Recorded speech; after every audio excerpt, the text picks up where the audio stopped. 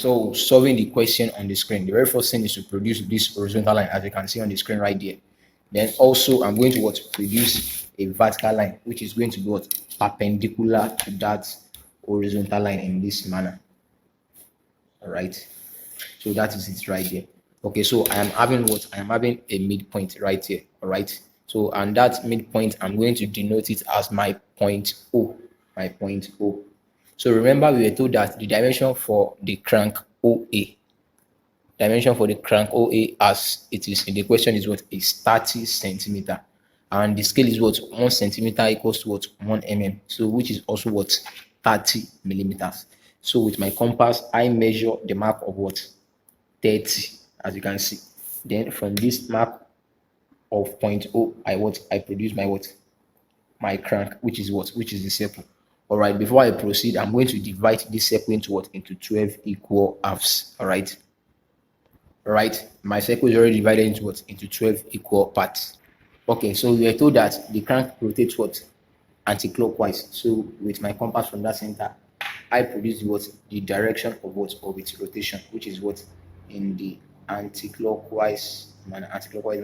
So taking a look at the picture in the question, this area is our mark A. So this area I'm going to do with mark A1, A2, A3, A4, A5, A6, A7, A8, A9, A10, and A11. Why is our A0? All right. So after doing that, based on the question on the screen, the distance between this mark, all right, down here is mark of 60 mm. So picking my compass, I measure mark of 60. All right, with my mark of 60 from this midpoint, I produce an arc like this. So on that arc, I'm going to draw a vertical line on that arc, which is the mark of 60 from the center of my crank in this manner. All right, so after doing that, we are told that the length of the distance between point A and B, mark AB, we are told that the distance is mark of 105 millimeters. So with my compass, I measure 105.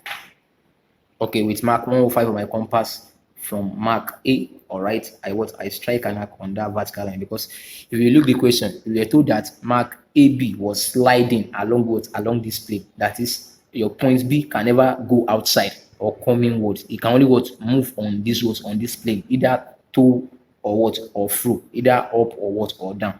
So from mark A, striking my arc right here is my mark B. So I'm going to denote mark B naught or mark B0. Then picking my ruler, I'm going to join mark B to mark A naught right there. Okay, so we are told that the distance between mark A to mark R is mark of 70. So with my compass, I measure mark of 70, which is this. So from mark A, I strike 70. So this area is my mark of R as it is. Okay, and we are to actually plot the locus for point R. So one thing I want you to take note of is this: if this crank is going to make a complete revolution, the next position of my mark A is going to be right here. All right, it is just as this particular spot shifting, then comes back here. So by the time this one shifts down here, then my mark B is going to slide up automatically. You to just reason it out. All right, it is just logical. All right. Okay, and also I'm going to advise you to ensure you have two compass. What do you want to use two compass for? Remember, our mark A to B is 105. So this compass is picking mark 105, while our mark A to R is 70. So while this compass is picking mark of 70. And the reason why I'm actually making use of two compasses is so that it is going to make my work fast and easy. All right, so that's just it.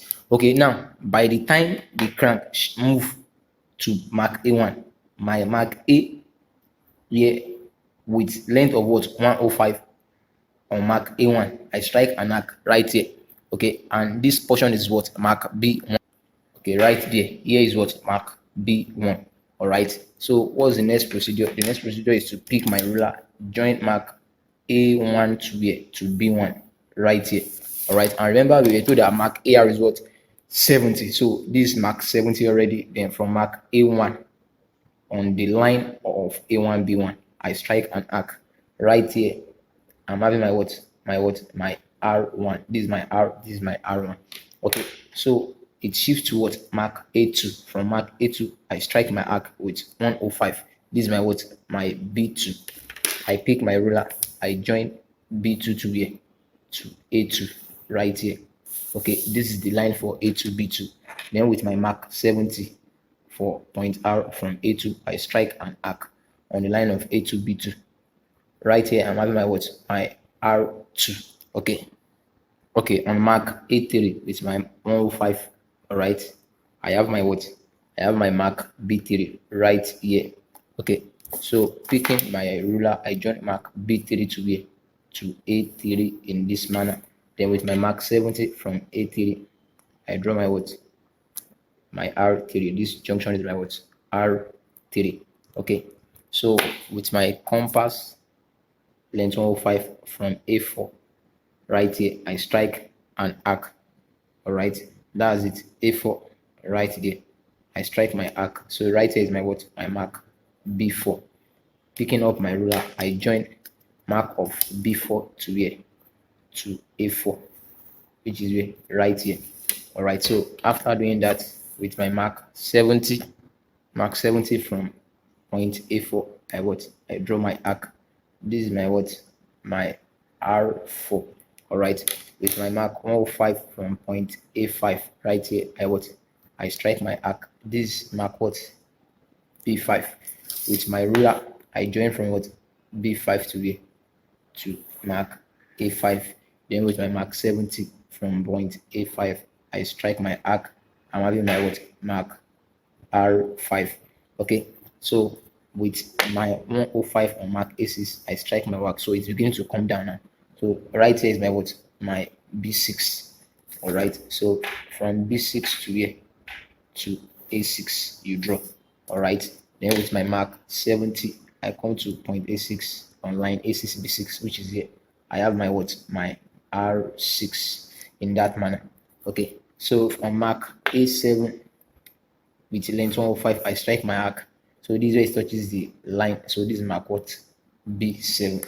Picking up my ruler, I join mark B7 to here, to A7, right there. Then with length 17 on line A7, B7, which is this, I what? I strike my arc. I'm having my what? R7 right there. Okay, with length 105 from mark A8, I strike my arc. This is what? B8. Okay, so from B8 to here, A8, I'm going to what? Join. Then with my compass of 70 from A8, I strike an arc right here, and this is my what? R8. Replicating the same procedure on what? On mark A9 with my length 105. I draw what? The arc. This is my what? B9. Okay, so then from B9 to here, A9, just what? Draw, join them together. Then on line A9, B9, which is this, I'm going to get my what? My portion R9. Okay, I want you to take note of something. What we're actually doing is replicating the first thing we did there, mark A, B, and R. That's what we are replicating on what? On each of the points. All right. So that's just it. It is not that hard. It is just simple and easy as it is.